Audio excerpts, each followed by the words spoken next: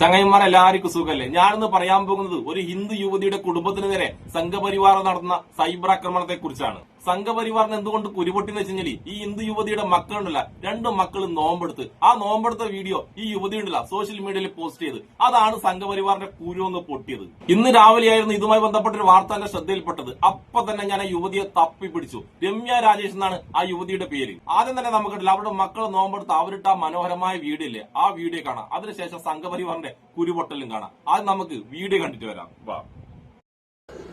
അപ്പൊന്ന് അച്ചു നോമ്പെടുത്ത ദിവസമായിരുന്നു രാവിലെ. അപ്പൊ ഞാൻ വിചാരിച്ചിട്ടില്ല ഇവൻ നോമ്പെടുക്കും അല്ലെങ്കിൽ ഇത് സക്സസ് ആക്കുമെന്ന് ഞാൻ വിചാരിച്ചിട്ടില്ല. എന്തായാലും അവൻ നേരത്തെ നീച്ചു വാങ്ങി കൊടുക്കുന്നതിന്റെ മുന്നേ നീച്ച് കഴിക്കലൊക്കെ കഴിഞ്ഞിട്ട് കിടന്നു. അല്ലാതെ പറ്റി സെറ്റ് ചെയ്തിട്ടുണ്ടായിരുന്നു. ഞാൻ നീക്കിട്ട് വിചാരിച്ചതേ ഇല്ല. പിന്നെ എന്തായാലും അങ്ങനെ എടുത്തു കഴിഞ്ഞാൽ പിന്നെ നമ്മളിതൊന്നും ഉണ്ടാക്കി കൊടുക്കാതിരിക്കാൻ പറ്റില്ലല്ലോ. അപ്പൊ ഇതാ വിശന്നിട്ട് എന്തെങ്കിലും ഈത്തപ്പഴം ഇതിന്റെയൊക്കെ എങ്ങനെയാണ് പ്രൊസീജിയർ കാര്യങ്ങളൊക്കെ എനിക്ക് അറിയില്ല. അപ്പൊ ഇതാ ഈത്തപ്പഴം കൊടുത്തിട്ടുണ്ട്. പിന്നെ ഇതാ നമ്മുടെ കട്ട്ലറ്റ് ഉണ്ടാക്കി വെച്ചിട്ടുണ്ട്. പിന്നെ ഞാനത് കാരമൽ പുഡിങ് ഒരു അലങ്കാരത്തിന് വേണ്ടി ഉണ്ടാക്കിയതാണ്. പിന്നെ തരിക്കഞ്ഞിയാണ് കൊടുക്കാനൊക്കെ പറഞ്ഞിട്ട് ഞാൻ കുറച്ചും കൂടി ഹെൽത്തി വൈസായിട്ട് മറ്റേ നമ്മുടെ റാഗിയും അതൊക്കെ ഇട്ടിട്ട് ഒരു കുറുക്ക് പോലെ അങ്ങനെ ഉണ്ടാക്കിയതാണ്. എത്ര നേരം ഇരുന്നതല്ലേ, അത് കുറച്ച് ഹെൽത്തി ആയിക്കോട്ടെ എന്ന് വിചാരിച്ചിട്ട് അങ്ങനെ ഇതാണ്. എന്തായാലും അവൻ ഇന്നലെ നന്ദി കൊടുത്തിട്ടുണ്ടായിരുന്നു. അപ്പൊ ഞാൻ ആ വീഡിയോ കൂടി ഇതിൽ ഉൾപ്പെടുത്താം. അപ്പൊ എന്റെ 2 മക്കളും മോത്തിയാക്കിയതിൽ ഞാൻ എന്താ പറയാ അതെ സന്തോഷമായിരുന്നു. ഞാൻ വിചാരിച്ചിട്ടില്ല അവർ രണ്ടാളും അത് കംപ്ലീറ്റ് ചെയ്യുന്നു. കാരണം എടുത്തിട്ടുള്ള ശീല കാര്യങ്ങളൊന്നും ഇല്ലല്ലോ. അതുകൊണ്ട് ഇത് നന്ദു തലേ ദിവസം എടുത്ത നോമ്പിന്റെ വീഡിയോ ആണ്. അപ്പോൾ അവൾക്ക് കാര്യമായിട്ടുള്ള പലഹാരങ്ങളൊന്നും ഉണ്ടാക്കി കൊടുക്കാൻ പറ്റില്ല. പിന്നെ പിറ്റേ ദിവസം അവൾ എടുക്കണമെന്ന് പറഞ്ഞപ്പോൾ ഞാൻ എന്തൊക്കെയാണ് ഇതിന്റെ കാര്യങ്ങൾ എന്നൊക്കെ നോക്കിയിട്ട് അങ്ങനെ ചെയ്തു കൊടുത്തിട്ട് എടുത്തിട്ടുള്ള വീഡിയോ ആണ്. അപ്പോൾ എന്തായാലും ഞാൻ അവളോട് പറഞ്ഞു ഇങ്ങനെ പോട്ടെ, നാളെ ദിവസം സെറ്റ് ആക്കാന്ന് പറഞ്ഞിട്ടുണ്ടായിരുന്നു. നമ്മുടെ വീട്ടിലേക്ക് ബാങ്ക് വിളിക്കുന്നത് അങ്ങനെ കേൾക്കാറില്ല. അപ്പോൾ അവൻ്റെ ഫ്രണ്ട്സിനെ വിളിച്ചിട്ട് എടാ ബാങ്ക് വിളിക്കുമ്പോൾ പറയണേ എൻ്റെ വീട്ടിലേക്ക് അങ്ങനെ കേൾക്കാറില്ല എന്നൊക്കെ പറഞ്ഞിട്ട് അങ്ങനെ ഫ്രണ്ട്സ് കറക്റ്റ് ടൈമിനൊക്കെ വിളിച്ച് ഇൻഫോം ചെയ്തതിന് ശേഷമാണ് കേട്ടോ അവർ ഈ നോമ്പ് ഇറക്കണതും കാര്യങ്ങളൊക്കെ ചെയ്യണത്. അപ്പോൾ എന്തായാലും അവൻ അതിൻ്റേതായിട്ടുള്ള ആചാരങ്ങളോടും അനുഷ്ഠാനങ്ങളോടും കൂടിയിട്ടൊക്കെ തന്നെയാണ് അത് നോറ്റത്. രാവിലെ ആയാലും ബാങ്ക് വിളിക്കുന്നതിൻ്റെ മുന്നേ അവൻ ഇതൊക്കെ ഭക്ഷണമൊക്കെ കഴിച്ച് അവസാനിപ്പിച്ചിട്ടുണ്ടായിരുന്നു. എന്തായാലും എനിക്ക് ഭയങ്കര സന്തോഷമുണ്ട് കേട്ടോ. അപ്പോൾ ഇനി അടുത്തൊരു വീഡിയോ ആയിട്ട് നാളെ കാണാം. മോനെ ഇതാണോ സംഘിക്ക് കുരുപൊട്ടിയത്? സംഘികളെ ഇത് ഇന്നലെ തുടങ്ങിയതാണ്.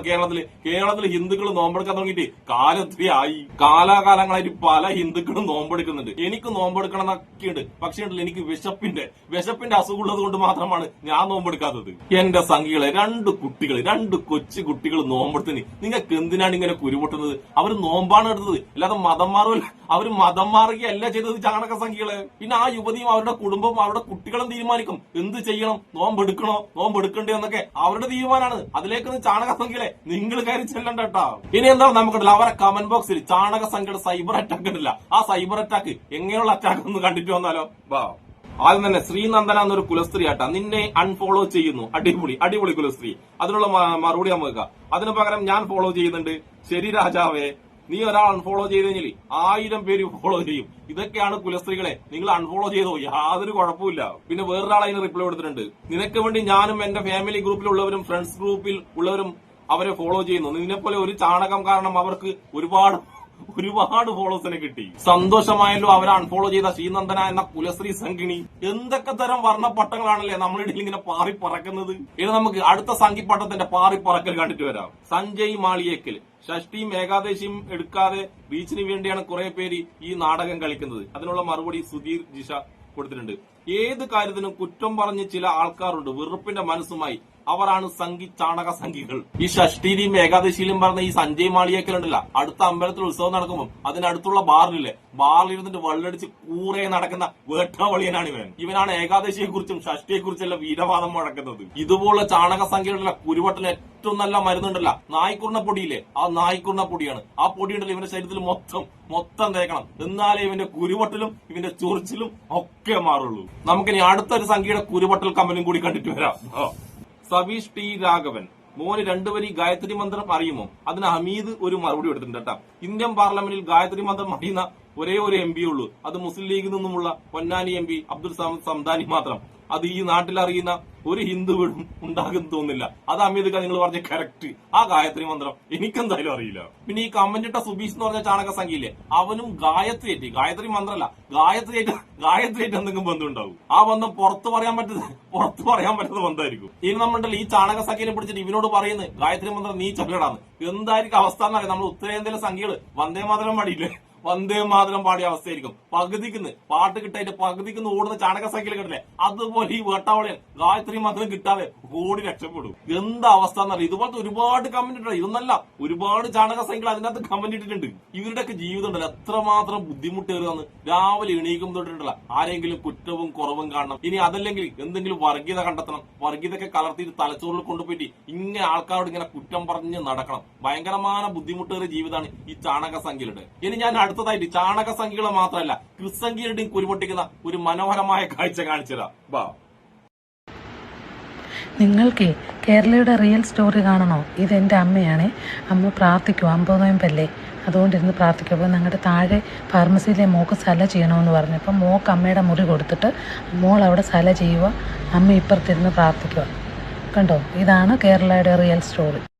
എന്താ അവസ്ഥയല്ലേ. ക്രിസ്ത്യാനിയായ അമ്മ പുറത്തിരുന്നിട്ട് അവരുടെ വേദപുസ്തകം വായിക്കുന്നു. അവിടുത്തെ താഴെ ജോലി ചെയ്യുന്ന മുസ്ലിം പെൺകുട്ടി അവരുടെ മുറിയിൽ മനോഹരമായിട്ട് അവരുടെ പ്രാർത്ഥന നടത്തുന്നു. എന്താ രസം കാണാൻ വേണ്ടിട്ട്. ഇത്രയും മനോഹരമായ കാര്യങ്ങൾ കേരളത്തിൽ നടക്കുമ്പോൾ എങ്ങനെയാണ് സംഖ്യകളുടെയും ക്രിസ്സംഖ്യകളുടെയും കുരു പൊട്ടാതിരിക്കുക സുഹൃത്തുക്കളെ? കുരു പൊട്ടാതിരിക്കുക. അവരുടെ കുരു ഇങ്ങനെ പൊട്ടി പൊട്ടി പണ്ടാരടങ്ങും. ഞാൻ നേരത്തെ പറഞ്ഞല്ലേ, സത്യം പറഞ്ഞ സംഖ്യയുടെ ജീവിതം ഉണ്ടല്ലോ കേരളത്തിൽ ഭയങ്കരമായ ദുഷ്കരാണ്. എങ്ങനെയാണ് ഒരു സമാധാനത്തോടു കൂടി കിടന്നുറങ്ങാൻ പറ്റുക? ഇനി ഞാൻ എല്ലാ ചാണക വർഗീയവാദികളുടെയും കുരുപൊട്ടിക്കുന്ന വേറൊരു മനോഹരമായ അതിമനോഹരമായ കാഴ്ച കൂടി കാണിച്ചു തരാം. അയൽവാസി പട്ടിണി കിടക്കുമ്പോൾ വയറു നിറച്ചുണ്ണുന്നവൻ എന്നിൽപ്പെട്ടവനല്ല എന്ന പ്രവാചക വചനം അക്ഷരം പ്രതി ജീവിതത്തിൽ പകർത്തുകയാണ് മലപ്പുറം ജില്ലയിലെ വളാഞ്ചേരി എടയൂർ മൂന്നാക്കൽ പള്ളി. പുണ്യങ്ങളുടെ പൂക്കാലമായ റംസാനിൽ മാത്രമല്ല, വർഷങ്ങളായി ജാതിമത സാമ്പത്തിക വ്യത്യാസമില്ലാതെ ആയിരങ്ങൾക്ക് അന്നമെത്തിക്കുന്ന ഈ പള്ളിമുറ്റം സ്നേഹത്തിന്റെയും സാഹോദര്യത്തിന്റെയും വലിയൊരു നേർക്കാഴ്ചയാവുകയാണ്. ചരിത്രമുറങ്ങുന്ന മൂന്നാക്കൽ പള്ളിയുടെ അങ്കണത്തിലേക്ക് ഒഴുകിയെത്തുന്ന അരിച്ചാക്കുകൾ, ജനങ്ങളാൽ നിബിഡം. ഇത് ഏതെങ്കിലും ആഘോഷത്തിന്റെ ഭാഗമായുള്ള തിരക്കല്ല, മറിച്ച് ബിഷപ്പിന്റെ വിളിയറിയുന്ന ഒരു ജനത കാരുണ്യം വിളമ്പുന്ന കാഴ്ചയാണ്. പ്രവാചകൻ കാണിച്ചു തന്ന കാരുണ്യത്തിന്റെ പാതയിലൂടെ സഞ്ചരിക്കുന്ന ഒരു സമൂഹത്തിന്റെ നേർക്കാഴ്ചയാണിത്.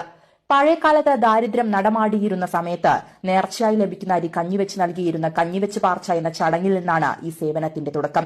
കാലം മാറിയപ്പോൾ അത് അരി വിതരണമായി വളർന്നു. 5 ചാക്ക് അരിയിൽ തുടങ്ങിയ ഈ വിതരണം ഇന്ന് ആഴ്ചയിൽ 1500-ലധികം ചാക്കുകളിൽ എത്തി നിൽക്കുന്നു.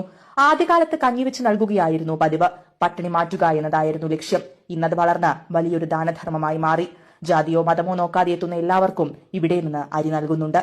ഇവിടെ എത്തുന്നവരിൽ മതഭേദമില്ല, വർണ്ണവ്യത്യാസമില്ല. ദൈവം തരുന്ന നിധി പോലെ ഈ അരിയെ കാണുന്ന ആയിരങ്ങളാണ് ഓരോ ഞായറാഴ്ചയും മൂന്നാക്കൽ പള്ളിയിലേക്ക് എത്തുന്നത്. ജീവിതം തള്ളി നീക്കാൻ ഈ സഹായം വലിയൊരു ആശ്വാസമാണെന്ന് അരി വാങ്ങാനെത്തിയവർ സാക്ഷ്യപ്പെടുത്തുന്നു.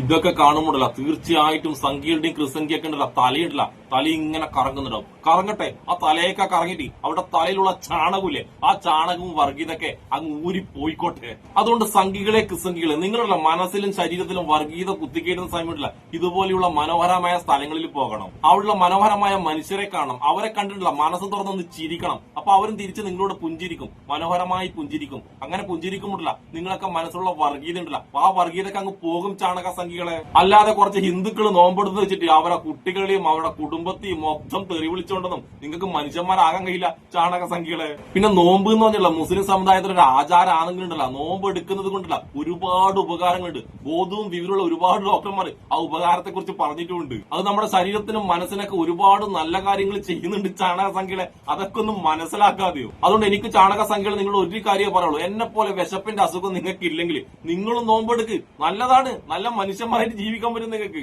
ഒന്നുമില്ലെങ്കിൽ ആ മനസ്സുണ്ടല്ലോ വൃത്തികെട്ട നിങ്ങളുടെ മനസ്സ് ശരീരമൊക്കെ ഒന്ന് വൃത്തിയാകട്ടെ ചാണക സംഖ്യകളെ.